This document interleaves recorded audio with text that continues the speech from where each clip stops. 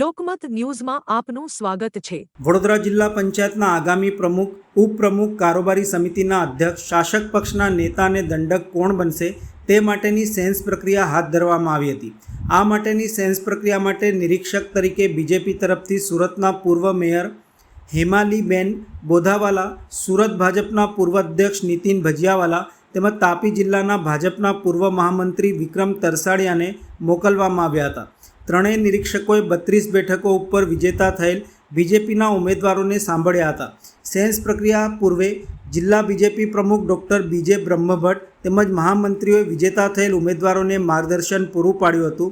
જિલ્લા પંચાયતની બેઠક મહિલા અનામત છે, ત્યારે ચોરંદા, ધનતેજ, ગણપતપુરા, પાદરા અને ગોરજ બેઠક ઉપરથી વિજેતા થયેલ મહિલા ઉમેદવારો પૈકી કોઈ એક જિલ્લા પંચાયત વડોદરાના પ્રમુખ બનશે।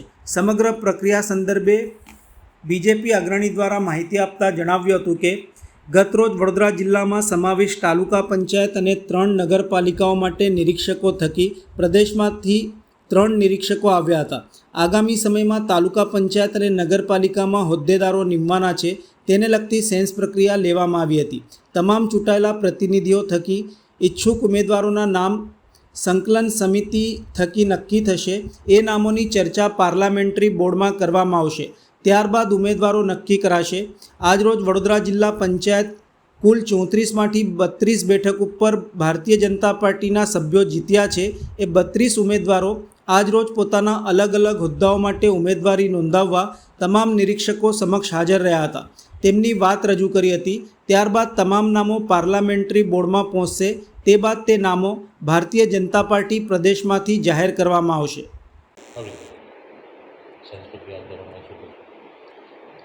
ગતરોજ વડોદરા જિલ્લામાં સમાવિષ્ટ તમામ તાલુકા પંચાયત અને 3 નગરપાલિકાઓ માટે નિરીક્ષકો થકી જે પ્રદેશમાંથી 3 નિરીક્ષકો આવેલા છે, હેમાલીબેન બોધાવાલા જે પૂર્વ મેયર સુરત મહાનગરપાલિકા, નીતિનભાઈ ભજીયાવાલા જે પૂર્વ સુરતના મહાનગરના પ્રમુખ છે તેમજ વિક્રમભાઈ જે વ્યારાના મહામંત્રી પૂર્વ છે, તે 3 નિરીક્ષકો થકી આગામી સમયમાં જે તાલુકા પંચાયત અને નગરપાલિકાઓમાં હોદ્દેદારો મુખ્ય નિમવાના છે તેને લગતી સેન્સ પ્રક્રિયા લેવામાં આવી। તમામ ચૂંટાયેલા પ્રતિનિધિઓ થકી જે ઉમેદવારી કરવા ઈચ્છુક હતા તેમને તેમના પરિચય પત્રક આપીને પોતાની ઉમેદવારી નોંધાવેલ છે। હવે એ ઉમેદવારી નોંધાયા બાદ એ તમામ ઉમેદવારો જે છે, જે ઈચ્છુક છે, જે હોદ્દા મેળવવા માટે તેમના નામો અમારી સંકલન સમિતિ થકી નક્કી થશે અને એ નામોની ચર્ચા પાર્લામેન્ટરી બોર્ડમાં કરવામાં આવશે અને ત્યારબાદ ત્યાં જે આખરી હૂંફ હશે તે આપીને તે તમામ ઉમેદવારો ભારતીય જનતા પાર્ટી થકી નક્કી કરવામાં આવનાર છે।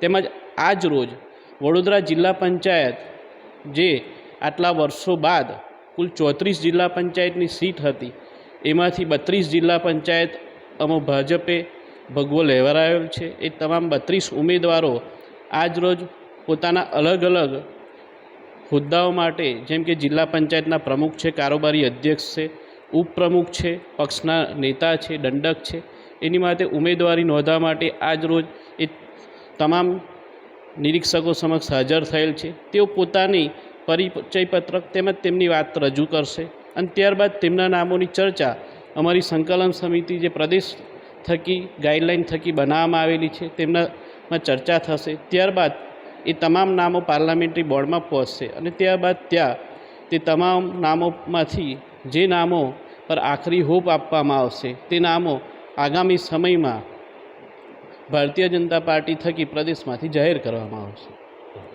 ભારતીય જનતા પાર્ટી ગુજરાત પ્રદેશ દ્વારા ગઈકાલે વડોદરા જિલ્લાના નિરીક્ષક તરીકેની જવાબદારી આપી હતી। મારી સાથે સુરત શહેરના પૂર્વ પ્રમુખ નીતિનભાઈ, તાપી જિલ્લાના પૂર્વ પ્રમુખ વિક્રમભાઈ અને ગઈકાલે તાલુકા પંચાયત, નગરપાલિકાઓના ચૂંટાયેલા સભ્યો અને સંગઠનની ટીમ સાથે ચર્ચા કરવામાં આવી અને આજે જિલ્લા પંચાયતના સભ્યો સાથે ચર્ચા વિચારણા કરી ત્યારબાદ વડોદરા જિલ્લાના ધારાસભ્યશ્રી, સાંસદ સભ્યશ્રીઓ અને સંગઠનની ટીમ સાથે ચર્ચા કરીને ભારતીય જનતા પાર્ટી ગુજરાત પ્રદેશના શીર્ષસ્થ નેતૃત્વને આ પેનલો આપવામાં આવશે અને ત્યારબાદ ગુજરાત પ્રદેશ તરફથી પ્રમુખ ઉપપ્રમુખ અને કારોબારી ચેરમેનોના નામો જાહેર કરવામાં આવશે.